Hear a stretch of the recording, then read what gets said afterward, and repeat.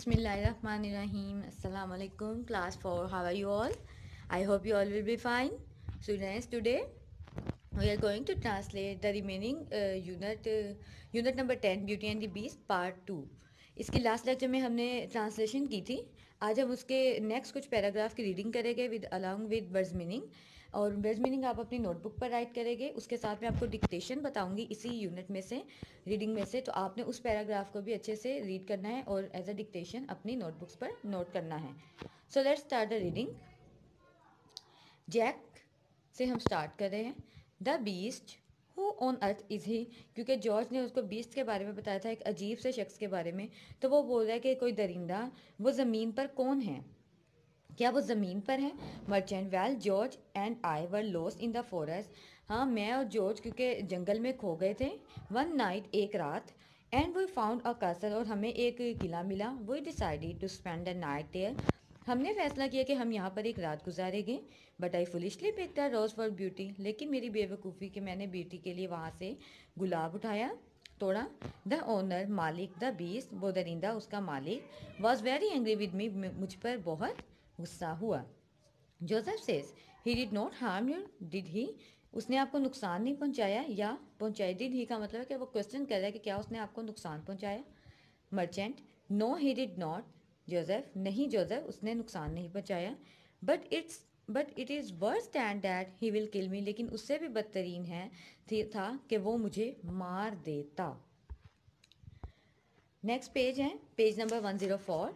Beauty, O father, if I do not send one of my 3 girls to him, अगर मैं उसे, वो मुझे मार देता. वहाँ से हम कंटिन्यू कर रहे थे. अगर मैं उसे अपनी तीनों बेटियों में से एक बेटी नहीं भेजूँगा. So I made him a promise, इसलिए मैंने उससे वादा किया.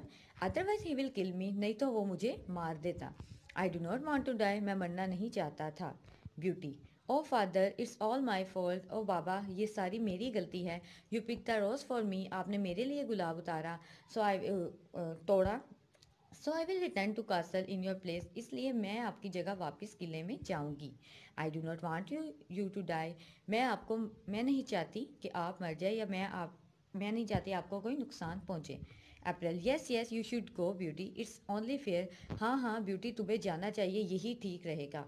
जून, and we too can find husbands now, और हम भी अब अपने शोहर ढूंढ सकते हैं. जून कह रही है. Jack says what do you mean, तुम्हारा क्या मतलब है. June, father has return with great rares. Jack बाबा जो है वापस आए हैं बहुत सारा ख़जाना लेकर. वी आर रिच अगेन, हम दोबारा अमीर हो गए हैं. So finding suitable husband will be easy, इसलिए अपने लिए अच्छे हस्बैंड या अपने मुताबिक मुनासिब शोहर ढूंढना बहुत आसान है. George, and what about beauty, और ब्यूटी के क्या ख्याल है, ब्यूटी के बारे में तुम्हारा क्या ख्याल है. April, well she did ask for a rose and father brought her one, क्योंकि उसने गुलाब मांगा था और बाबा उसके लिए गुलाब लाए हैं. शी आस्क फॉर ट्रबल, उसने उसकी वजह से ये मुश्किल आई है. And she has got it, और उसी ने ये गुलाब लिया है तो उसी को ये सज़ा मिलेगी. George, I shall go with her to keep her safe. अब जॉर्ज कह रहा है कि मुझे उसके साथ जाना चाहिए ताकि उसकी हिफाजत कर सकूँ. वो सीन ख़त्म हुआ, यानी वो लोग सब अपने घर पर खड़े थे जहाँ वो मिले थे. सबके दरमियान ये कन्वर्सेशन हुई. फादर ने बताया ट्रेयर के बारे में, बीस्ट के बारे में. अब नेक्स्ट सीन है सम मंथ्स लेटर यानी कि कुछ महीने बाद. इन द मर्चेंट्स हाउस, ताजिर के घर में. Merchant says I do hope beauty and George R happy and safe, मुझे उम्मीद है कि ब्यूटी और जॉर्ज जो है खुश हो गए और महफूज हो गए. Jack, yes they have been gone 2 months now, हाँ उनको गए हुए भी अब 2 महीने हो गए हैं. Joseph, I hope the beast has been treating beauty well, मुझे उम्मीद है कि जो बीस्ट है, वो दरिंदा जो था, वो ब्यूटी के साथ अच्छा सलूक कर रहा होगा. मर्चेंट, आई होप सो, मुझे भी यही उम्मीद है, मुझे भी यही उम्मीद है. इनकी कन्वर्सेशन चल रही है फादर और सन्स की. It was all my fault, ये सारी मेरी गलती थी. And now I am sick, अब मैं बीमार हूँ. एंड डाइंग, और मरने वाला हूँ. Jack says don't say that father, बाबा ऐसा मत कहे. Merchant says but it's true, लेकिन ये सही है, ये सच है.